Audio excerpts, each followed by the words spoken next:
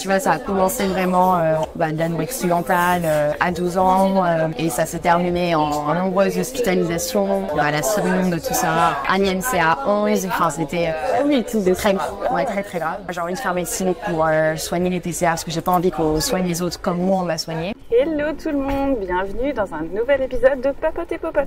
Aujourd'hui on est dans le 12e, bientôt dans le 11e et on va retrouver Mel qui m'emmène tester le restaurant Aube. C'est un restaurant apparemment végé avec un ou une chef qui change régulièrement tous les 3 mois je crois. Donc là c'est la nouvelle carte qu'on va tester qui est toute nouvelle depuis 2-3 jours. Et si vous me rejoignez sur cette vidéo, moi c'est Caroline, Appétit Libre sur les réseaux, je teste des restaurants en compagnie d'invités qui me parlent de leur rapport à l'alimentation. Alors si ce sujet vous intéresse, n'hésitez pas à vous abonner. Normalement il y a une vidéo chaque dimanche avec un nouvel invité, un nouveau resto. Et si vous aussi voulez faire partie de mes invités, n'hésitez pas à me contacter, notamment sur Instagram. Je réponds à tout le monde et j'invite absolument tout le monde, que vous soyez concerné par les TCA ou pas du tout, que vous ayez envie juste de tester un resto, c'est avec grand plaisir. Et juste pour en parler, aujourd'hui on est le 2 juin, donc la vidéo sortira dans quelques temps, mais aujourd'hui c'est le 2 juin, la journée mondiale de sensibilisation aux troubles du comportement alimentaire. Donc c'est un sujet qui me tient à cœur parce que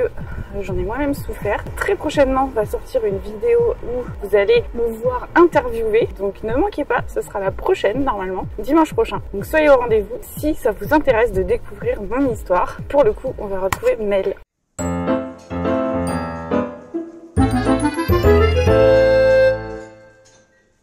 Je suis devant le restaurant Aube avec Mel.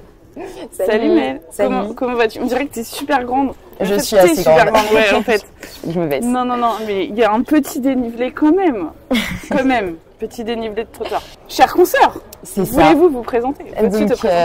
Bonjour, moi je m'appelle Mel, j'ai 23 ans, enfin bientôt 23 ans et actuellement je suis en 4e année de médecine. Voilà. Ouais, t'as pas chômé? Non, j'ai pas chômé. 23 ans, 4e année, ouais, ça enquillé direct après le bac avec bientôt. Et tu n'as pas redoublé ta P1? Non, du premier. P1, ouais, la PACES, voilà. Non, je l'ai fait du premier coup. Ok, voilà. Bravo. Applaudissements.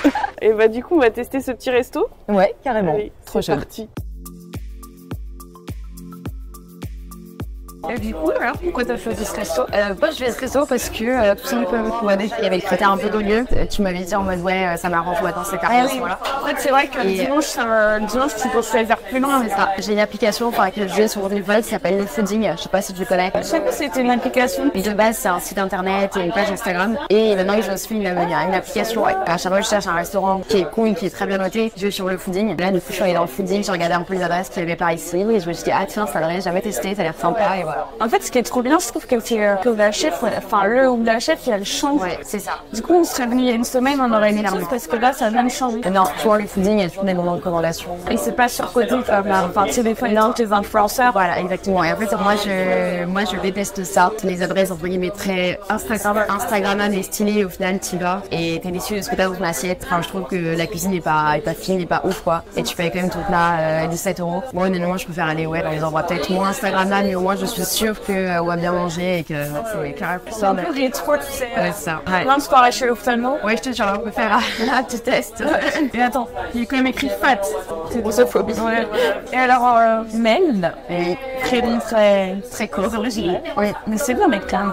En tant que mangeuse, actuellement, tu te définis comment? Tu sais que j'ai réfléchi à cette question ce matin parce que je regarde tes vidéos et je sais qu'à chaque fois tu poses cette question-là. Des fois, Actuellement, je pense que je suis une mangeuse qui essaye de trouver une liberté, de trouver une stabilité, l'alimentation en fait qui va me rendre heureuse, quoi.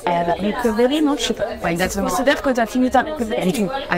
Du tout. Et justement, tu vois, ça fait très longtemps que je suis malade. Enfin, ça fait depuis que j'ai 2 ans. J'en ai 23, donc ça, c'est compliqué de se dire ça toujours parce que tu vois, je me dis, j'ai fait la moitié de la vie avec mon trouble alimentaire. Pendant ces 12 années, j'ai vécu différentes phases. Et tu vois, ça a commencé vraiment de la nourriture occidentale à 12 ans et ça s'est terminé en nombreuses d'hospitalisation, la seconde, tout ça. Anienne, c'est à 11. Enfin, c'était très, très grave. J'ai fait maintes et maintes services spécialisés dans les troubles du comportement alimentaire en France. Et ça t'a pas rebutté de faire médecine après? Ben non, parce que justement, tu veux te spécialiser là-dedans? En vrai, c'est un projet que j'aimerais bien, tu vois, de faire soit de la psychiatrie, soit de faire de l'endocrinologie, nutrition, les pauvres, pour avoir le côté médecin nutritionniste, faire un peu des thérapies alimentaires, enfin, changer la prise en charge nutritionnelle, en tout cas, des TCA. C'est vrai que la prise en charge des TCA, ça, elle change. Parce que justement, tu peux hospitaliser très longtemps, tu vois, j'ai fait 2-3 hospitalisations qui ont duré 8-9 mois chacune. Ah ouais. Et en fait, rien n'avançait, rien ne marchait. Et en fait, je sortais de l'hôpital et je perdais du poids et tout. Et c'était compliqué, même pour mes parents, c'était compliqué. Les médecins, ils m'avaient dit, là, ce sera de l'anorexie chronique, très peu de chances que je t'en sorte et tout. Et un jour, vraiment, j'ai été hospitalisée dans un hôpital. Parce qu'en fait, il y avait beaucoup de place pour moi dans un service. Du coup, on m'a hospitalisée dans un service de médecine normale. Et là, c'est un médecin qui m'a pris en charge, qui n'est pas du tout psychiatre. Il était abominable, c'est horrible, mais je le déteste. Enfin, ouais, c'est normal. Une relation est très compliquée. Et du coup, là, je me suis dit, ok, genre, il faut absolument que je sorte de cet endroit-là. Et j'ai mangé, repris le poids. Mon but, c'était vraiment genre de sortir. Ouais. Et c'est ce que j'ai fait. Alors, je tout guéri, hein, mais j'ai mangé, j'ai repris le poids, je suis sortie. Et à partir de là, tu vois, on m'a remis dans un cursus scolaire. Parce que du coup, j'avais arrêté mes études pendant 4 ans. T'avais pas d'école à l'hôpital? Non, pas d'école à l'hôpital. Comment t'as fait ça? Ouais, parce que du coup, tu vois, genre, j'ai pas passé le brevet. Parce que les gens qui disent, ouais, t'as fait médecine, c'est que t'es doué. Enfin, moi, peut-être qu'il y a un petit truc, mais c'est surtout que tu bosses comme un malade. Tu as peut-être des petites prédispositions. Ouais, c'est ça, parce que du coup, bon, je suis sortie de l'hôpital et là, en fait, j'ai repris les cours. Ça faisait 4 ans que j'allais plus en cours. Et en fait, de me remettre dans un environnement normal, tu vois, de cours et tout,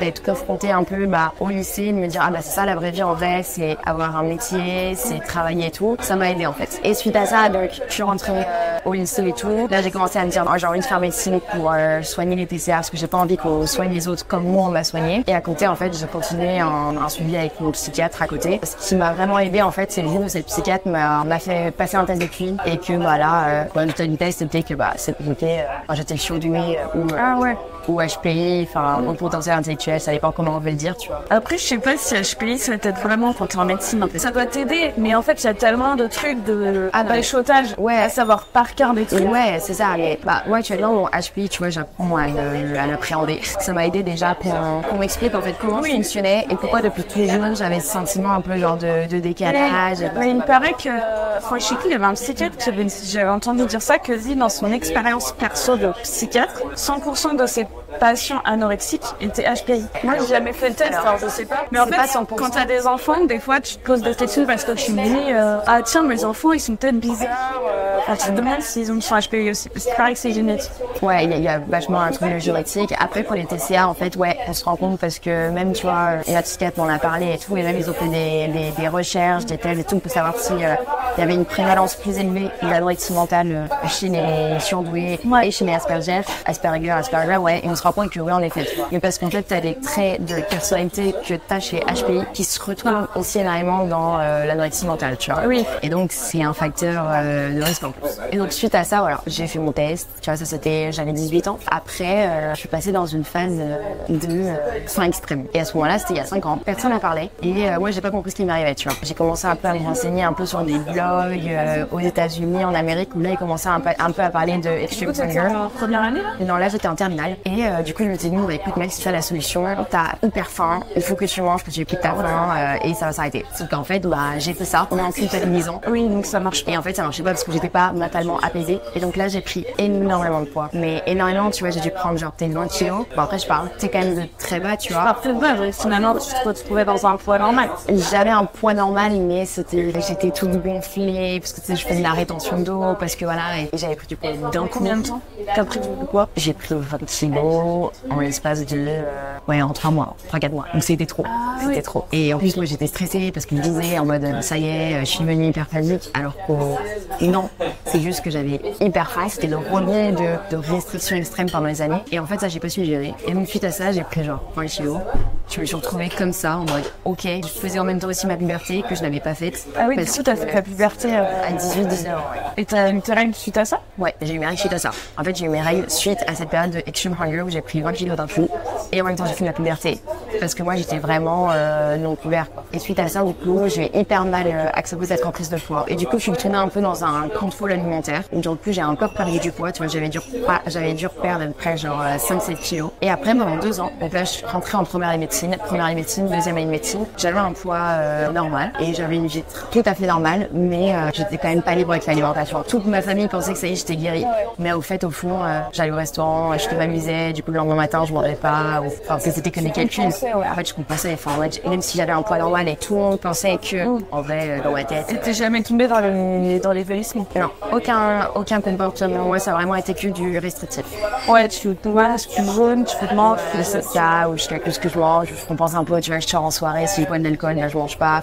Oui, j'avais une vie normale, j'avais un poids normal, et je pensais que j'étais heureuse et que tout allait bien. Et l'année dernière, du coup, début d'externat, il y avait plein de choses qui sont arrivées, l'externat. Du coup, le confinement, ça n'a rien fait? Non, rien fait. Et j'étais stable dans mon contrôle, dans mon je suis à moitié guérie et personne ne le voit et tout va bien, tu vois. Et l'année dernière, du coup, externat en médecine, je commence, le stress qui commence. À côté de ça, une relation où au final, j'ai eu du mal à m'ouvrir. C'était ma première relation avec un homme. Et au final, ça a été compliqué pour moi de m'ouvrir, d'assumer qui j'étais. Et là, du coup, ça fait 1 an tout de même que j'avais remis en place des comportements restrictifs. Le contrôle est revenu, mais vraiment hyper bien. Et je suis retombée, je dirais, jusqu'à vraiment genre novembre, décembre, une spirale d'anorexie, tu vois.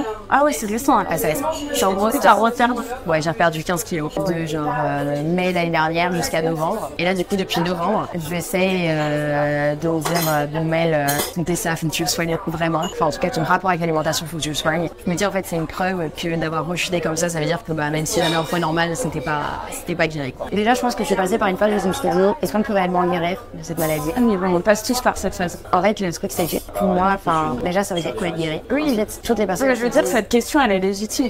Tout le monde se l'a appelé à un moment donné ce parcours, je pense. Ouais. C'est un moment, t'as envie de baisser le frein. Et là, je vais dire, en vrai, non.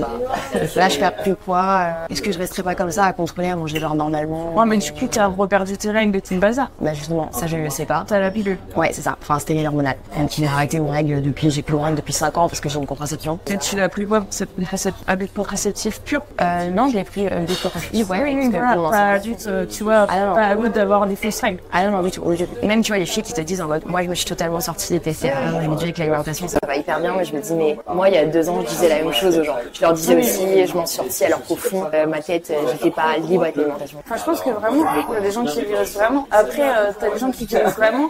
Est-ce qu'ils ont été aussi profondément dans les TCA que tu l'as été? C'est ça. Parce que toi, t'as commencé à 12 ans, t'as tombé à 11e C. Enfin, tu vois, les gens qui disent qu'ils sont guéris vraiment, tu peux les croire. C'est des gens, peut-être, ils ont été, enfin, c'était même pas un vrai TCA, tu vois, ils avaient une alimentation troublée, je sais pas. Là où je trouve ça compliqué, c'est que, tu vois, je me dis, le truc, c'est que moi, ça a commencé donc à 12 ans. J'ai fait pour l'instant, genre, la moitié de ma vie avec ça. Et en fait, je me suis construite avec ça. Je sais que le but en soi, ce serait de devenir une mangeuse intuitive. Ouais, mais je sais pas si c'est le but, étant donné que 80% des gens ne le sont pas, dans la réalité. Enfin, tu vois, même les gens qui n'ont pas de TCA. T'interroges les gens, enfin, moi, je le vois sur ma chaîne, même quand j'invite des gens qui n'ont pas de TCA, enfin, à un moment donné, ils sont pas hyper, c'est rare, quoi, les gens qui sont vraiment mangeurs intuitifs. Faut arrêter aussi l'utopie de se dire que c'est possible de guérir de l'anorexie mentale et de redevenir vraiment, genre, hyper intuitive et vraiment. Enfin, je pense que ça doit être possible. Ouais. Mais est-ce que c'est ce que tu dois viser? Peut-être pas, en fait. Bah, c'est ça. Et en fait, je suis un peu en train de me demander, moi, jusqu'à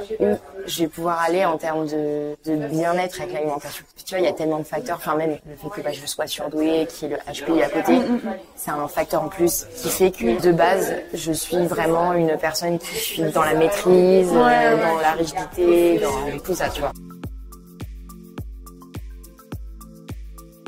Bon, écoute, bon appétit. Ouais. Et en fait, il disait que c'est comme une tortilla, mais en fait, je pense que omelette mixeur, ça voulait dire qu'il y avait des blettes. Tu sais, à Nice, je sais pas si tu connais la spécialité niçoise, mais il y a des trucs de oblettes, les tourtes oblettes et tout ça. C'est vraiment hyper bon. Le truc, c'est que je ne connais personne qui, entre guillemets, a vécu l'anorexie mentale aussi longtemps que moi pour avoir un peu un repère, tu vois, un repère, tu vois, de me dire, ok, bah, c'est possible, entre guillemets, que j'arrive à avoir un rapport à l'alimentation apaisé comme ça, tu vois. Parce que toi, t'as connu ça aussi, du coup. Enfin, toi, c'était de l'anorexie mentale aussi, ouais. Sauf que moi, je suis pas tombée à 11. Moi, ça a commencé vers 15 ans. Mais petit teasing, bientôt, il va y avoir une vidéo où on va m'interviewer. Ok. La prochaine, d'ailleurs. On va goûter ce halloumi.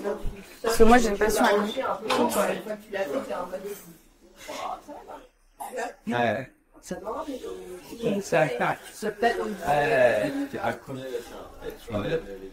Super, bon. Petit aparté si tu veux goûter. Mais ah oui, bah tiens, moi aussi. Parce que je suis en train de parler. Oui, truc que j'ai oublié de dire. Alors tu veux goûter quoi? Tu veux goûter l'halloumi et le pain pita? Vas-y. Non, le flatbread pas. Parfait, merci beaucoup. Attends, je t'ai pas donné d'halloumi. Est-ce que tu veux goûter un peu là avec la petite ça? C'est ça qui est aillé? Non, c'est pas aillé ça. Ça c'est aillé. Je sais qu'on est au bloc opératoire, ceci n'est pas stérile. C'est beaucoup aillé. Ouais. Parce que moi j'aime l'ail, ça me... T'aimes bien? Non, mais en fait je trouve que c'est bon, mais après une fois que je mange de l'ail, après j'ai l'impression que j'ai de l'ail dans ma bouche pendant 15 jours quoi. C'est hyper bon ça. Oui, puis cette partie que j'ai pas dit, c'est quand même intéressante parce que c'est le thème d'ailleurs de la journée mondiale des TCA. Mais pourquoi ça a commencé aussitôt mes TCA? Parce qu'à 12 ans, j'ai commencé à me préparer pour des auditions de danse classique pour entrer en sport-études. Parce qu'en fait du coup j'ai fait de la danse classique à haut niveau. La danse classique. J'ai fait de la danse classique à haut niveau et ça m'a hyper angoissée, tu vois, je me suis dit je me trouve trop grosse, faut que je fasse attention à mon poids pour réussir les auditions. Et du coup voilà, c'est comme ça que le régime a commencé, c'est ça qui a déclenché entre guillemets le régime. Et voilà, après j'ai pas eu du poids, j'ai réussi les auditions. Je suis allée en sport-études pendant 2 ans. Cette exigence sur le corps, je l'ai depuis toujours. Je suis entourée d'une famille aussi qui, moi je le reconnais, je suis grossophobe, dans le sens où j'ai tendance à trouver que la minceur c'est très beau. Enfin, je préfère ça. Ouais, mais en fait c'est ça qui fait dire être grossophobe, ça veut pas forcément dire que tu vas dire ah méchant, tu vas pas brimer les gens. En fait, être grossophobe, c'est j'explique pour les gens qui ne sauraient pas. C'est un concept beaucoup plus large que faire des insultes en fait. C'est quand on dit je suis grossophobe, les gens vont comprendre j'insulte les gros. Non, être grossophobe c'est pas ça. Ça peut être ça évidemment, mais ça peut être tellement d'autres trucs. Je pense que t'es surtout grossophobe envers toi-même. Bien sûr. Moi j'ai plein d'amis qui entre guillemets sont plus sont plus curvy, enfin sont plus en forme, tu vois. Et je les trouve magnifiques. Mais moi je suis grossophobe vis-à-vis de moi. J'ai une famille qui a tendance aussi à être très enfin mon père, ma mère, ma sœur et tous ils sont très minces, tu vois. Et aussi je pense c'est la génétique aussi, on est voilà, mais ils sont contents d'être comme ça, tu vois. Et ils pensent que il faut rester comme ça ou quoi. Enfin tu vois, genre, par exemple, quand j'ai eu ma période de frais extrême, ils ont pas compris que j'ai pris autant de poids, enfin voilà. Et du coup, à la fin, à la limite, à la fin, ils étaient là en mode, bon, c'est bien, t'as repris du poids, mais il faudrait peut-être s'arrêter, tu vois. Là, j'étais là en mode...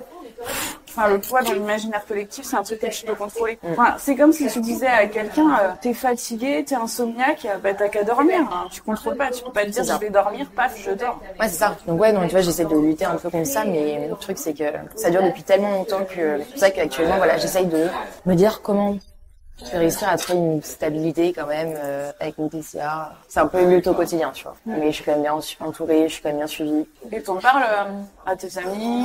Elles le savent, tu vois, et elles sont sensibles à ça. Tu fais des études, enfin, je sais pas si t'en parles aux autres personnes, dans tes stages.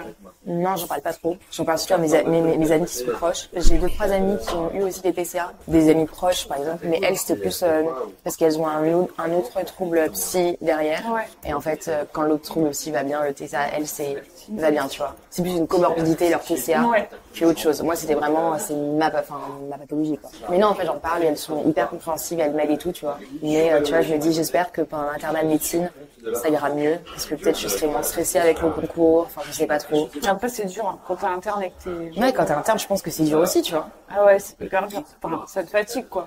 Tu manges pas assez, tu fais des horaires de fou. Enfin, tu fais des horaires de fou aussi quand t'es externe, mais c'est moins physique. Ah ouais? Quand t'es interne dans les services, tu marches, t'arrêtes pas. Ouais, mais après, c'est pas, ouais. T'es pas posé, en fait. Tu dois rester debout longtemps, quand tu fais des visites. T'imagines externe, t'es que le matin. Ouais, mais après, l'après-midi, t'es quand même à la BU, en train de réviser le concours. Oui, ça, c'est t'es assis. Aussi. Ouais, c'est assis, ouais. Je trouve que les études de médecine, ça aide pas à être intuitif. Enfin, ça aide pas à manger de façon saine, entre guillemets. Parce qu'en fait, t'as des horaires de fou. Je sais pas si nous, notre temps, en fait, les externes, on bouffait à 14h. Parce qu'en fait, on sort de visite, t'as pas le temps de manger, tu manges en speed parce qu'après, ou tu manges pas parce que t'as un TCA, enfin. Ouais, c'est ça.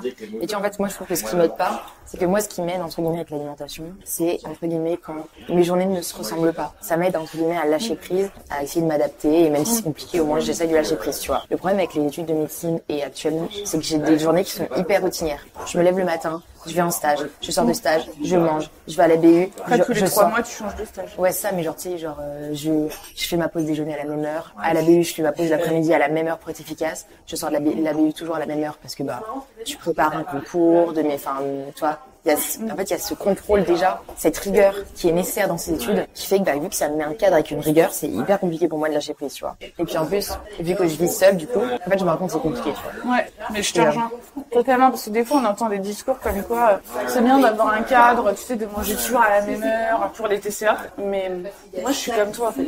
Plus il y a un espèce de cadre, plus tu vas vouloir. Tu vas t'enfermer, ouais. Et tu t'enfermes dedans en fait. En fait, limite, il faudrait que tous les jours t'aies des trucs différents. Mais c'est impossible en fait. Le truc c'est voilà, là maintenant je vis seule. Il n'y a pas mes parents pour me faire à manger, donc je dois gérer solo les courses, faire à manger, c'est compliqué, non. Parce qu'en plus voilà, je connais les calories de tous les aliments bien évidemment. Ça pareil c'est un truc, je me dis, est-ce que c'est vraiment possible de les oublier? C'est impossible, on est d'accord. Ouais non, faut pas oublier. Non mais pour moi c'est une connaissance sémantique. À moins d'avoir un AVC, je sais pas quoi, qui te flingue. Et tu vois, c'est ce que je dis aux gens pour leur faire comprendre. Enfin tu vois, quand tu dis à quelqu'un 2 plus 2, c'est intuitif, c'est direct ça fait 4. Moi je suis d'une génération où il n'y avait pas MyFitnessPal, il n'y avait pas d'ordinateur. Enfin il y avait des ordinateurs, mais il n'y avait pas de téléphone comme on a aujourd'hui. Moi toutes les calories je les ai appris par cœur et en fait mes repas j'avais pas besoin de MyFitnessPal. C'était ma tête. Moi aussi. Oui voilà, on est d'accord. Moi j'ai jamais fait d'application de calories où si je supprime l'application et terminé. Ouais, ça n'existe pas. Moi c'est ancré dans mon cerveau. C'est peut-être, je sais pas, c'est peut-être être HPI d'avoir cette mémoire extrême. Enfin, moi j'ai toujours considéré la mémoire que j'avais une bonne mémoire parce que je l'avais musclée en fait. Parce que ouais, je m'étais entraînée comme un sport, tu t'entraînes. Mais c'est vrai que j'ai toujours eu des facilités. Enfin, tu vois, quand j'ai fait du théâtre, à un moment donné, j'arrivais assez vite. Mais je devais bosser quand même.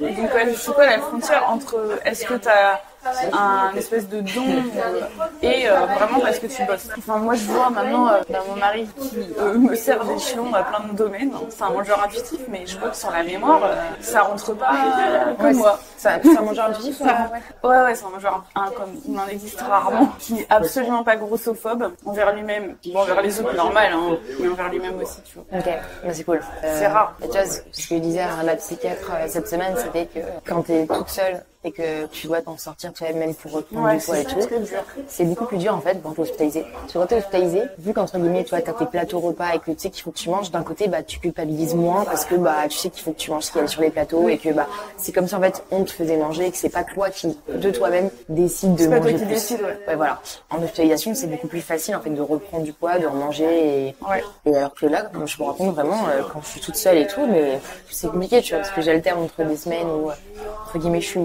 motivée et je lâche prise avec l'alimentation et des semaines où je suis là en mode c'est juste trop compliqué en fait de lâcher prise, d'essayer d'être intuitive, c'est pas pour moi. Mais après je pense pas qu'il faut être intuitif justement, il faut faire comme en hospitalisation, il faut dire tu manges tac tac tac et tu te laisses pas le choix en fait. Tu réfléchis pas si t'as faim, si t'as pas faim, si cela.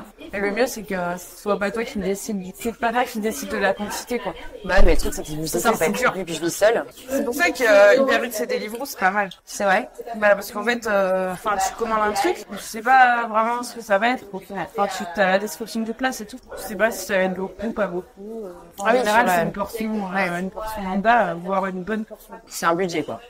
C'est plus ça, moi, ouais. Tu vois, j'avais pensé, tu vois, faire ça, c'est un budget, quoi. Mais après, il faut que tu sois médecin. Ouais, c'est ça. Je disais un truc sur Instagram, une fille qui disait ouais, mais si vous vous dites qu'entre guillemets la guérison totale elle n'existe pas, entre guillemets, en effet vous guérirez jamais, tu vois. Il y a ce truc aussi, c'est vrai. Si tu te dis en mode bon bah je sais que j'aurai toujours des restes, c'est sûr que tu t'enfermes là-dedans, tu vois. Mais bon, d'un côté, ça fait 12 ans que je galère, enfin entre guillemets voilà, j'ai du mal à imaginer. Et en fait, d'un côté, limite, tu vois, ça me fait culpabiliser. Je suis limite à une étape où les réseaux sociaux me font parfois culpabiliser parce que je vois des filles qui ont réussi vraiment à lâcher prise. Et moi, je suis là à côté en mode, tu lâches prise, c'est bon. Et toi, de moment, ça va être compliqué, tu vois. Tu te mets en tête, la guérison n'est pas possible. Et après, bah, c'est quoi que t'appelles des restes, en fait? Parce que tu vois, connaître toutes les calories par cœur, bah, je suis d'accord avec toi que tu ne pourras pas oublier. Après, est-ce que tu les connais, mais est-ce que tu te sers de ces connaissances-là? C'est des trucs que t'apprends. Je ne sers pas au quotidien, tu vois. Est-ce que c'est désolé au bout d'un moment? Moi, je pense que je ne pas. Et oui, c'est une question de est-ce que tu t'en sers au quotidien, tu vois. Mais c'est compliqué parce que moi, dès que je mange un yaourt, je sais la calorie qu'il y a dans le yaourt, tu vois, les calories, tu vois. Donc, même si je veux pas m'en servir, en fait, c'est impulsion, tu vois. Genre, ça vient à moi sans que je veuille que ce soit là, tu vois. Pareil, comment gérer la balance? Ça, c'est compliqué aussi. Et ça, je me rappelle, c'est d'autant plus compliqué maintenant que je vis seule que en hospitalisation. Enfin, en hospitalisation, j'étais pesée une fois par semaine. Je prenais du poids, mais bon, je savais que ça faisait partie du truc. Enfin, tu vois, c'était encadré. Là, je suis solo chez moi. Et en fait, parfois, bah, il y a la balance, tu vois, mais parfois, c'est n'importe quoi. Je suis toujours par me peser, voir tous les matins. Et après, je me dis non, arrête, c'est pas bien pour toi. Du coup, j'espace, tu vois. Je me dis, ok, je vais me peser une fois par semaine. D'un côté, je me dis, ça vaut pas de connaître mon poids, vaut mieux que je ne connaisse plus. Mais au final, du coup, après, je me pèse plus pendant 2 semaines. Et un jour, je panique en me disant, wow, j'ai pris énormément de poids, je le sens. Et je me pèse, enfin, tu vois. Je sais pas non plus comment j'avais ça. T'es suivi? Alors, ouais, je suis suivie par une psychiatre et par une diététicienne qui fait spécialisée dans la TCA, diététique comportementale, que j'ai trouvé d'ailleurs sur Instagram, qui est incroyable, mais voilà, qui fait... C'est qui? Elle s'appelle Ilona Vallée. Ah oui, mais elle est connue. Enfin, Ouais. je la connais.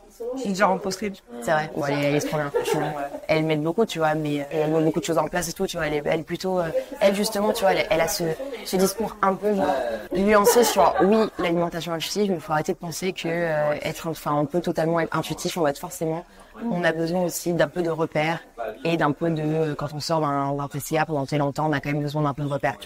Oui, oui. Bon, ma diète, elle dit pareil. Mais en fait, je pense que l'alimentation intuitive telle qu'elle est vraiment, elle est pas contre ça. En fait, l'alimentation intuitive, elle s'adapte aussi à ton vécu. Si t'es quelqu'un qui a vécu l'anorexie, il s'agit pas de s'écouter, en fait. Il s'agit d'avoir un cadre. Puis en fait, il y a plein de gens qui n'ont jamais été CA ou quoi. Enfin, je pense que ça les aide aussi d'avoir un cadre en fait pour un déperdusing. Enfin, tu vois, une alimentation, c'est fait que de règles qui sont propres à chaque pays en fait. Ouais, quand tu regardes en France, c'est matin, midi, soir pour rajouter et en fait, le repas il est assez ritualisé. Une entrée, un plat, un dessert, voire du fromage. Ouais. Et puis chaque pays a son truc quoi. Dans d'autres pays c'est différent, mais en Asie ils ont un bol de riz à chaque repas, sinon ils sont perdus. Ouais. En France, t'as du pain. Et aussi, peut-être certaines étapes qui peuvent m'aider à y passer, tu vois, d'avoir un cadre, un minimum, tu vois. Mais je pense, voilà, que je ne pourrais jamais être en mode... C'est plus là, actuellement, voilà, essayer de reprendre du poids, quand même. Ouais, parce que quand on est dans la guérison aussi, on se dit, à la fois on a envie d'avoir le cadre pour guérir, en même temps il nous fait peur le cadre. On se dit, ouais, si on était dans l'intuition, ça serait mieux, tu vois. C'est ça, parce qu'en fait, quand je me dis, et en fait, moi, je veux vraiment guérir en mode, si c'est pour guérir, bah, autant guérir pour être, genre, intuitif, tu vois. Donc, je me dis, reprendre du poids en mettant un cadre, à quoi faire? Autant, genre, reprendre du poids en étant mangeuse intuitive et en étant intuitive et tout. Mais je sais pas être intuitive, tu vois. Et comme l'a dit, ma diète, c'est qu'on peut pas être intuitive quand on est dégonflé.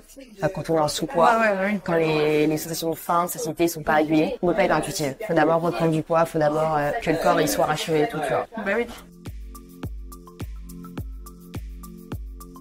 On s'alpote beaucoup. C'est ça. On s'alpote beaucoup des études de médecine, mais on a quand même pris un petit cookie Sobacha César tahini et Ouais. chocolat. Je sens bien le chocolat noir, mais je sais pas, je sens pas trop le Sobacha au tahini. Les cafés de latte, Un petit latte. il est pas mal. Ouais, c'est ma boisson préférée. C'est hyper réconfortant, je trouve. Et j'avais une question à te poser par rapport à ce que tu racontais tout à l'heure. Tu as dit qu'à un moment tu étais en couple avec quelqu'un. Ouais. Et du coup, comment ça s'est passé? C'était compliqué parce que bon, déjà c'était quelqu'un qui mangeait beaucoup. Un homme de 23 ans qui a un métabolisme, qui est tout fin, qui mange comme on dirait qu'il a un ténia, tu sais pas tout ce qu'il faut.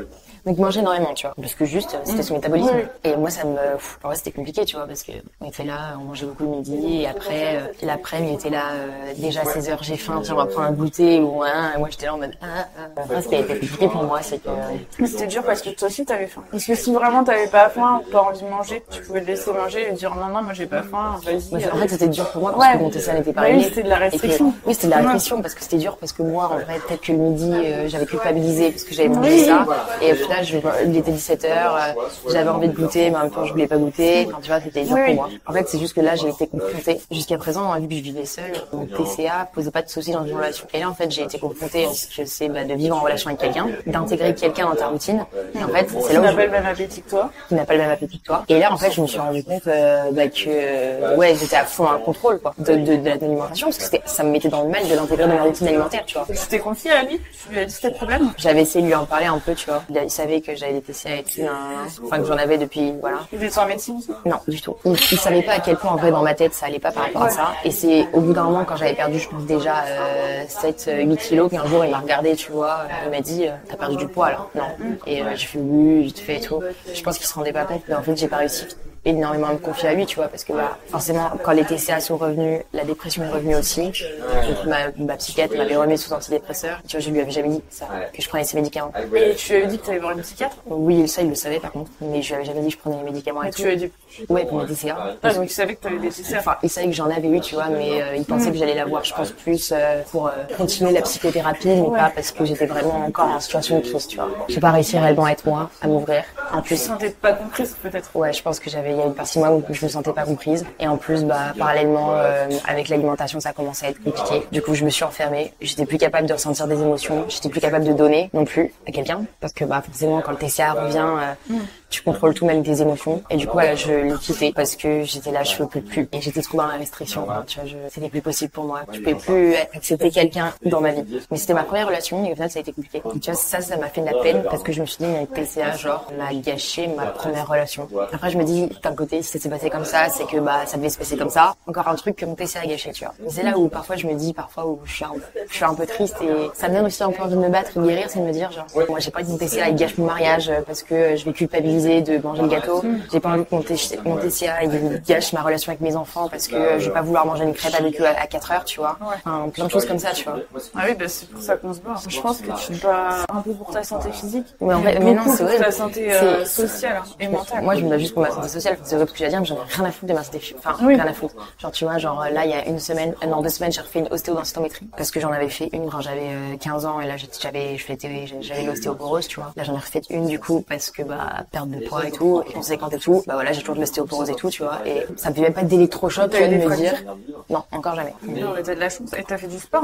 Bah, avec la danse classique, ouais, j'en ai fait, mais après, j'ai été arrêtée en sport, tu vois. Donc là, je fais plus de sport, tu vois. Non, bah fais pas de sport, fais pas de course à pied surtout. C'est vrai. Parce que moi, je me suis fait plein de fractures, soi-disant de fatigue, mais en fait, c'était pas des fractures de fatigue, c'est des fractures sur ostéoporose. Des fractures comme ça, de la vertébrale.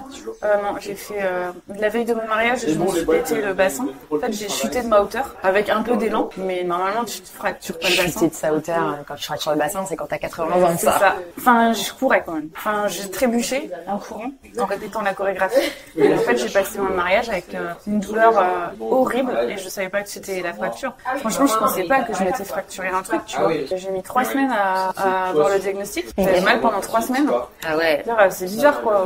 Si c'est juste une déchirure, normalement, tu guéris. Il y a qu'un médecin qui s'est dit, tiens, on va peut-être lui faire une ostéodensitométrie. Et là, ostéoporose. Et après, c'est des fractures, soi-disant de fatigue. Alors que je faisais 3 fois par semaine 40 minutes de course à pied, c'est pas non plus un truc de fou. Hein. C'est pas fracture de fatigue, enfin fracture par ostéoporose au pied. En fait, c'était le pied à chaque fois. Mais là, sans trauma. Ouais, sans Juste, trauma. tu te réveilles un matin et t'as mal. Et c'est horrible parce que tu sais pas ce que t'as. Tu te cherches tous les vieux diagnostics, je sais pas quoi, les épines calcanéennes, enfin, je cherchais des trucs. Ouais, tu de médecine. Et en fait, non. Ce qu'on t'apprend en médecine, c'est pas possible. Enfin, tu fais pas une fracture, une fracture de fatigue, c'est pas en faisant le volume d'entraînement que je faisais, tu vois. Si, ça peut, hein. Si ton corps est fatigué, si ton squelette Voilà, est si fatigué. ton cœur est fatigué, si t'as de l'ostéoporose, si tu veux faire des sports, fais des trucs doux, quoi.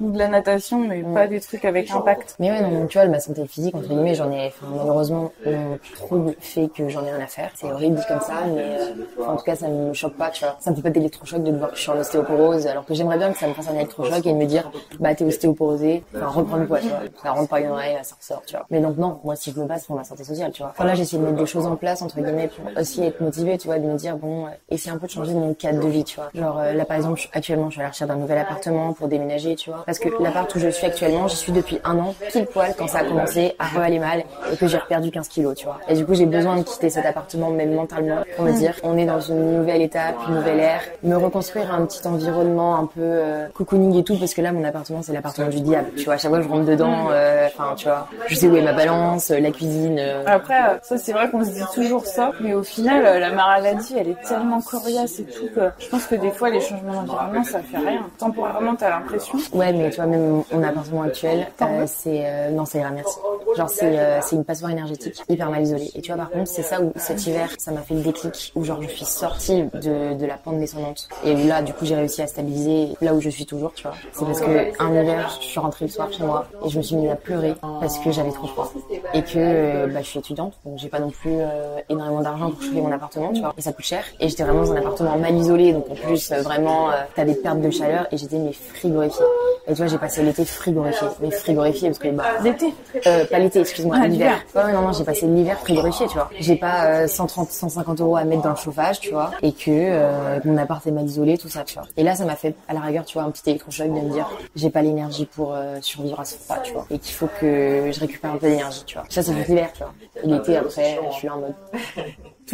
Ouais, j'oublie, tu vois. Donc ouais, non, les changements d'appartement, je pense, ça peut aider, tu vois, ou même se fixer des petits objectifs, tu vois. Je me suis dit, bon, bah, quand j'aurais repris un peu de poids, j'irai me faire un petit balayage pour mes cheveux, j'irai les bondir un peu, enfin, tu vois, un peu en mode récompense, tu vois. J'essaye de faire des petits trucs comme ça, tu vois. J'essaye de trouver des ressources, seule. Mais c'est pas facile quand on est seul et qu'on est adulte, je trouve. Ouais. Bah oui, c'est un défi. D'un côté, je me suis dit en mode, est-ce que ça m'aiderait pas d'être en coloc, de vivre avec quelqu'un? Ça m'aiderait en fait, parce que je serais, tu sais, parfois t'es là avec ton coloc, tu dînes avec ton coloc et tout, et même si parfois c'est compliqué pour moi, ça me force à lâcher prise. Enfin, quand je suis toute seule, personne me force à lâcher prise. Du coup, bah, je m'enferme dans mon contrôle. Ouais, en fait, c'est un peu un cercle vicieux. Parce oui, c'est un cercle vicieux totalement. T'es seule, t'aimerais être avec quelqu'un, mais en même temps, ton TCA il veut pas. Ça t'isole parce que bah, les gens ils t'invitent plus au bout d'un moment. Ouais, bon, là ça va, moi je suis plus non plus à ce stade-là, tu vois. Je peux avoir une vie totalement normale, tu vois.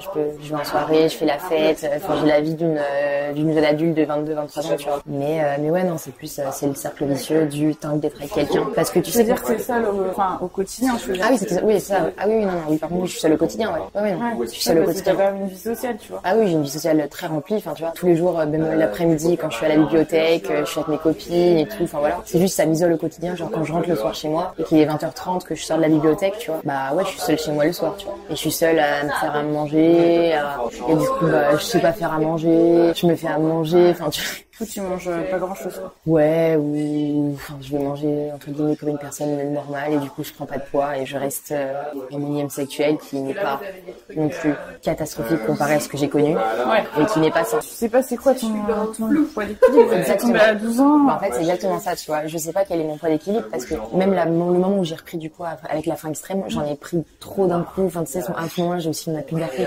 Tout s'est mélangé en même temps. Après j'en ai perdu.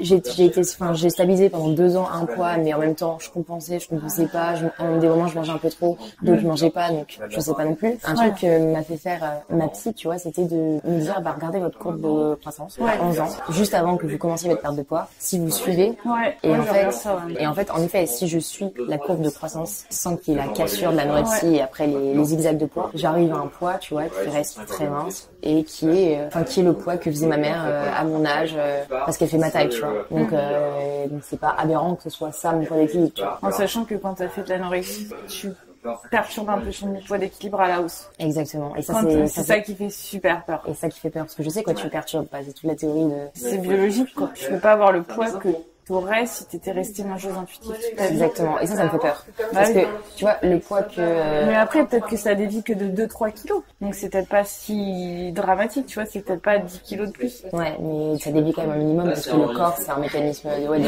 il se protège, quoi, je pense. C'est ça? Ouais, le corps et puis la tête. Le truc où je me pose un peu des questions, c'est de me dire, mais en fait, entre guillemets, quand je contrôlais pas trop mon poids, tu vois, mais que bon, je contrôlais quand même un peu l'alimentation et tout, enfin, tu vois, mais que j'avais un poids sain, j'étais pas non plus hyper bien avec moi-même. Enfin, j'étais pas forcément très bien avec mon corps et tout, tu vois. Donc, tu vois, d'un côté, il y a le TCA qui essaye un peu de négocier en me disant, bah, autant, genre, entre guillemets, être un peu plus mince en contrôlant un peu ce que tu fais et au moins, bah, t'acceptes un peu ton corps un peu mieux. Avec l'alimentation, tu seras un peu dans la maîtrise, mais de toute façon, même quand j'avais un poids que j'essayais de pas contrôler, bah, j'étais quand même dans la maîtrise avec l'alimentation et j'aimais pas beaucoup. Mais je pense que aimer son corps, c'est pas possible. Enfin, pas l'aimer, mais l'accepter, tu vois. Oui, parce que même les gens qui n'ont pas de TCA, franchement, il y en a très peu qui vraiment sont totalement en accord avec leur corps. Et même, tu vois, qui n'a pas, en vrai, d'un côté, quand je regarde même toutes mes amies et tout, en fait, qui n'a pas de désordre alimentaire? Qui n'a pas ça, tu vois? Elles sont toutes pareilles. Je vois ma sœur qui n'a pas de TCA. Oui. Bah, ma sœur, il y a des moments, elle va dire, j'ai pris 3 kilos, elle va faire attention pendant genre 2 mois, elle va les reperdre et tout, tu vois. Ou genre, elle va aller au restaurant et elle va se dire, ah là là, après on sort, on va boire beaucoup d'alcool, je mange pas trop, enfin, tu vois. C'est pas de l'anorexie. Et moi, j'ai plein d'amis qui sont comme ça aussi, qui font quand même attention à ce qu'elles mangent, tu vois. Donc, en fait, après, je pense que la différence, c'est puis t'as aussi la rigidité, versus flexibilité, quoi. Ouais. Je pense que nous, on n'arrive pas à se dire, vas-y, une fois je t'emmerde, quoi. Vas-y, tu vois, ça, c'est le truc qu'on n'arrive pas vraiment à faire, même de temps en temps finalement. Que eux, ils vont être un peu à faire à contrôler, etc. Mais je pense qu'il y a des fois, ils s'en foutent quoi. Ils oublient. C'est pas tout le temps là. Alors que nous, c'est tout le temps H24, 365 jours par an, c'est tout le temps là. Et même le jour de ton mariage ou même, tu vois, le jour, ça va être tout le temps là. Alors que je pense que les gens sans anorexie, il y a des moments, c'est zéro. Ils ont plus du tout ça dans la tête. Ah non, mais clairement, ils ont plus tout ça. Genre, j'en ai parlé avec ma sœur, tu vois. Oui, il y a des moments elle culpabilise. Oui, il y a des moments elle fait attention à ce qu'elle mange, mais il y a des moments elle s'en bat les couilles. Elle est là. Il y a des moments, voilà, elle a complètement oublié. Voilà. Mais là est la question de dire que si le TCA est là, c'est aussi pour quelque chose. Il sert à quelque chose ce TCA. Oui, il sert à quelque chose. Et d'un côté, moi j'en ai besoin. Et j'essaie, tu vois, de me dire à quoi il me sert. Ok, je vais essayer de travailler sur ça. Et t'as trouvé alors à quoi il te servait? Je sais que j'ai besoin de me maîtriser. Je suis une personne qui est très anxieuse de base et j'ai besoin de la maîtrise dans ma vie. J'ai besoin d'un cadre. Mais tu vois, c'est intéressant ce que tu dis parce que souvent on dit il faut des traumas, des machins. Mais non, en fait, des fois c'est juste ancré en toi. C'est ma personnalité de base. C'est ma personnalité de base. Il y a pas besoin d'avoir eu un trauma. Non, pas du tout. C'est juste t'as une personnalité propice. Exactement. Et après, à la faveur d'un déclenchant, précipitant et tout. Facteurs déclenchants qui sont par exemple un régime ou le fait de perdre du poids, même sans régime. Et voilà, ça y est, c'est parti. T'as une personnalité rigide, donc Et moi j'ai toujours une personnalité rigide, tu vois, je suis rigide sur tout. Enfin même, tu vois, genre j'ai des tocs. J'ai des tocs de réveil, je suis rigide dans tout. Et mes parents m'ont toujours dit. Moi j'ai eu des tocs aussi. Même à 8 ans. Avant l'anorexie, j'avais des tocs. Je pense que j'aurais pas eu l'anorexie, j'aurais développé des gros tocs. Trouble obsessionnel compulsif. Voilà, j'aurais fait ça. Parce que ça, c'est vraiment le truc de la rigidité, quoi. Mais tu vois, moi-même à 8 ans, on me disait que j'étais rigide. Enfin, tu vois, j'ai toujours été comme ça. Moi, je pense que ça a ses défauts, mais c'est aussi des personnalités qui ont des qualités. Enfin, je pense que si t'arrives à faire des études, des machins, c'est aussi... oui, bien sûr, ça m'a aidé. Enfin, ça dans mes études, dans d'autres trucs. Du coup, je suis genre hyper organisée dans mes études. Il faut aussi voir le positif. Parce que je pense que si tu reconnais le positif, t'es plus à même de te réconcilier avec toi-même. De dire, bon, voilà, j'ai ces boulets au pied, là. Mais ces boulets au pied, des fois, ils me servent bien, quoi. Parce que quand tu vois, il y a des gens, ils ont des personnalités, quand tu vois, ils lâchent l'affaire, ils sont un peu à droite à gauche, ils sont pas cadrés, ça a ses avantages. Bien sûr. Je suis d'accord avec toi et limite, en fait, je trouve que d'expérience même sur les personnes que j'ai connues, les personnes qui ont déclenché une anorexie mentale suite à un traumatisme, ça a été très sévère, mais après, elles s'en sont sorties plus vite. Ouais. Alors que les personnes un peu comme moi, je vais prendre l'exemple parce que je connais que moi, mais les personnes comme moi, où en fait de base parce que tu vois, à l'hôpital, les gens ils arrêtaient pas de me dire, les médecins, Mel, lâche prise, sois moins perfectionniste. Et je leur disais, les gars, j'ai toujours été perfectionniste depuis que j'ai 1 an, depuis que je suis née, je suis perfectionniste, depuis que je suis née, je suis dans la maîtrise, le contrôle. Vous pouvez pas me demander de ne plus être moi-même en fait. Et en fait, ce que j'ai toujours dit, l'anorexie, c'est ma personnalité de base amplifiée. Je te finis les dernières questions légères. Vas-y. Alors, ton plat préféré? En fait, ça dépend si c'est l'été ou l'hiver. Vas-y, dis l'été alors. Soi-disant, on est en été. La salade César. La salade César, c'est vrai? Ouais, j'adore la salade César, genre vraiment. Ça, c'est vraiment mon truc l'été. J'ai qu'une hâte, là, c'est qu'il fasse beau. Qu'on me poser en terrasse avec un spritz et une salade César, genre. Ça, c'est vraiment genre ma vie, genre. Et l'hiver, je sais pas. J'avoue que j'aime pas l'hiver, en fait. Je déteste l'hiver. Ton dessert? C'est pas trop des desserts, c'est plutôt une sucrerie, mais c'est la même chose. Je sais pas, je pense soit le cinnamon rolls, c'est les petits trucs à la cannelle. Là. Ah oui, c'est pas un dessert, mais bon, c'est quand même une viennoiserie, ouais. Ou alors je dirais sinon... ça peut être un dessert. Un carrot cake ou un cheesecake. Des trucs anglo-saxons. Ouais, clairement. Et t'es plutôt bec sucré ou bec salé? Sucré, mais avec mon TCA, c'est plus compliqué de manger du sucré. Mais depuis toujours, avant le TCA, moi j'étais vraiment genre la team gâteau, la team tout, enfin tu vois. Et quand t'étais petite, t'avais quel rapport à la nourriture? J'étais tellement intuitive. Et genre vraiment justement, j'étais ce genre d'enfant, tu vois, où ma sœur qui par exemple était un peu plus âgée, qui avait 2 ans de plus que moi, tu vois, et donc elle qui commençait à rentrer dans l'adolescence, disait oh là là Mel, comment tu fais pour autant manger et être si mince et tout, vraiment tu manges ce que tu veux, tu grossis pas et tout, tu vois. Et c'est vrai que je mangeais vraiment ce que je voulais quoi. Je mangeais des gâteaux, le matin je mangeais des tartines avec du Nutella, j'en mangeais autant que je voulais, je mangeais ça aussi au goûter, enfin vraiment. J'étais intuitive, mais c'était un truc de malade quoi. Et j'avais vraiment aucune conscience de justement moi j'étais contente, tu me disais en mode comment tu fais, j'étais là en mode je sais pas, moi j'ai faim. Et en plus j'étais quand même mince, tu vois. Je regrette tellement ce jour où tout a basculé. Ce jour où tout a basculé clairement, ouais. Parce que j'étais intuitive vraiment, tu sais, j'arrivais au restaurant, la première chose que je regardais sur la carte, c'était le dessert que j'allais prendre après le plat. Et tu te rappelles toi tu te rappelles d'un jour en particulier? Ça a basculé. Ouais. C'est marrant. Qu'est-ce qui s'est passé ce jour-là alors? Enfin, le matin, j'avais un cours de danse et j'ai regardé la vidéo le soir pour, tu vois, essayer de regarder un peu mes défauts et tout, enfin, sur quoi je pouvais m'améliorer et tout, pour mieux faire quel pas et tout. En fait, j'ai regardé la vidéo et en fait, c'était mon père qui avait pris la vidéo et il l'avait pris sur un angle qui était pas ouf, tu vois. Et l'angle de la vidéo, on voyait énormément genre mes cuisses et mes fesses. Enfin, je sais pas si c'est, enfin, c'était vraiment genre l'angle, hein, c'était voilà. Et là, je me suis dit, ah ouais.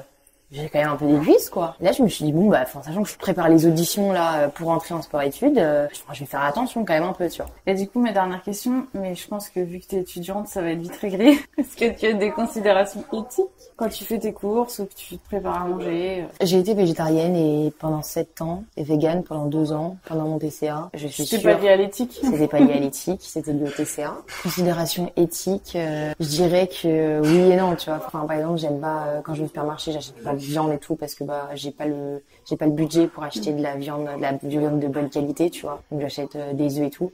Mais j'aime bien quand je vais au restaurant, en effet, bah là je peux manger du poisson et tout parce que je sais qu'il vient d'une meilleure provenance, tu vois. Ouais. Oui, j'ai ce petit côté où j'aime bien manger un peu bio et tout, mais en vrai non, je pense que ce serait mentir que de dire que j'ai des grosses considérations éthiques. Et entre guillemets, d'un côté, j'ai envie de dire tant mieux parce que l'alimentation c'est déjà beaucoup une prise de tête pour moi. Si déjà on n'a pas les moyens. Ouais, c'est ça. Déjà pour manger, c'est cher, tu vois. Donc si déjà en plus je dois essayer d'avoir des considérations éthiques, et bien sûr que ce serait mieux si j'étais végétarienne pour la planète et les animaux, et je trouve ça ouf les gens qui sont comme ça. Et moi, si je recommence à être végétarienne, je me rajoute un contrôle en plus que j'ai déjà. Je peux pas. Donc voilà. Eh ben merci. Bah merci à toi en tout cas. Tu es très agréable dans la vraie vie, comme dans tes vidéos. Ouais voilà, venez sur mes vidéos. Ouais vraiment, je vous conseille. Merci beaucoup Mel de m'avoir fait découvrir cette adresse.